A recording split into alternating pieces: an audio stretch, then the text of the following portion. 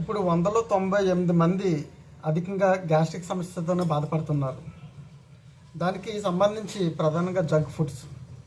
ఎవరైతే ఎక్కువగా గ్యాస్ట్రిక్ సమస్యతో బాధపడతారో వారు రాత్రి సమయాల్లో జంక్ ఫుడ్స్ అంటే బాగా ఫ్రై చేసిన మాంసాహార సంబంధమైన ఫుడ్స్ కానీ, లేదంటే ఎక్కువగా వేపుళ్ళు ఇలాంటి వాటికి చాలా దూరంగా ఉండాలి.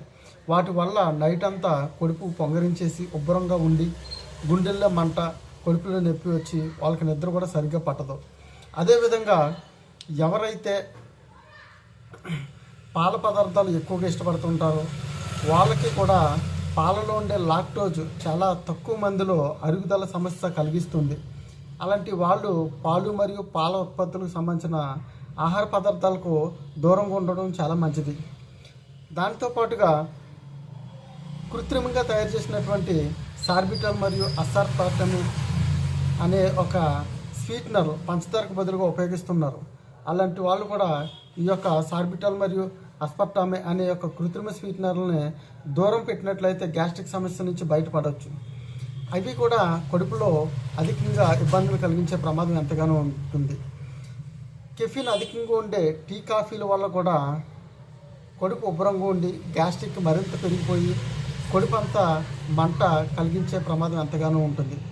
ఎవరైతే నైట్ టైము ఆల్కహాల్ ఎక్కువగా తీసుకుంటారో వారికి గుండెల్లో మంట ఎక్కువగా ఉండి చాలా ఇబ్బందికరమైన ఫీలింగ్ కలిగిస్తుంది. అందుకనే చాలామంది గ్యాస్ట్రిక్ సమస్యతో సతమతం అయిపోయి ఉక్కిరిబిక్కిరి అయిపోతూ ఉంటారు. గ్యాస్ట్రిక్ సమస్య చాలామంది ఇది పెద్ద ప్రాబ్లం కాదులే అనుకుంటూ ఉంటారు. ఒక్కసారి గ్యాస్ట్రిక్ సమస్య బాడీలోకి ఎంటర్ అయిన తర్వాత అది HCl హైడ్రోక్లోరిక్ యాసిడ్ని ఫామ్ అవుతూ ఉంటుంది. దానివల్ల ఏంటంటే అది ఆ యొక్క హైడ్రోక్లోరిక్ యాసిడ్ బయటగానే ఉంటే దానితో ఒక ఎలాంటి పదార్థాన్ని సరే ఇది మార్చేసి అంత కెపాసిటీ దానికి ఉంటుంది. కానీ కడుపులో ఉన్న పేగులకి ఆమ్లత్వం ఎక్కువగా ఉండడం వల్ల దేవుడిచ్చిన ఈ యొక్క గొప్ప విధానం వల్ల కూడా ఆ యొక్క అంత పవర్ఫుల్ అయిన హైడ్రోక్లోరిక్ యాసిడ్ HClని కంట్రోల్ చేసి దాన్ని అదుపులో ఉంచి లోన ఉన్నటువంటి పేగులు ఇంటెస్టిన్స్కి ఎటువంటి ప్రమాదం జరగకుండా కాపాడగలుగుతుంది. ఆ యొక్క HCl గ్యాస్ని అధికం కాకుండా మనం తినే ఆహారం ద్వారా కంట్రోల్ చేసుకోవాలి. ఈరోజు ఆ గ్యాస్ట్రిక్ ప్రాబ్లమ్స్తో ఎంతోమంది అల్సర్ అంటే పేగు వరిసిపోతుంది ఆ గ్యాస్ట్రిక్ ఎక్కువైపోయి, లేదంటే ఇంకా క్యాన్సర్ వచ్చేస్తుంది. అలాంటి ప్రమాదాలు ఎంతోమంది ఈరోజు మేము చూస్తూ ఉన్నాం. అందుకని ప్రతి ఒక్కరు కూడా తినే తిండి మార్చుకుంటే వాళ్ళలో మంచి చక్కనే ఆరోగ్యం పెంపొందించుకునే అవకాశం ఉంటుంది. ఎవరైతే ఈ యొక్క ఆహారాలు ఉన్నాయో అంటే టీ కాఫీలు తగ్గించుకోవాలి. అదేవిధంగా ఫుడ్ తిన్నట్లు కూడా తాగకూడదు. కొంతమంది అర్ధరాత్రి లేసి టీ కాఫీలు తాగుతూ ఉంటారు. ప్రధానంగా విషంతో సమానం అని చెప్పవచ్చు గ్యాస్ట్రిక్ ఉన్న వాళ్ళకి. ఆల్కహాల్ కూడా గుండెల్లో మంట కలిగించి గ్యాస్ట్రిక్ని మరింత అధికం చేసేస్తుంది.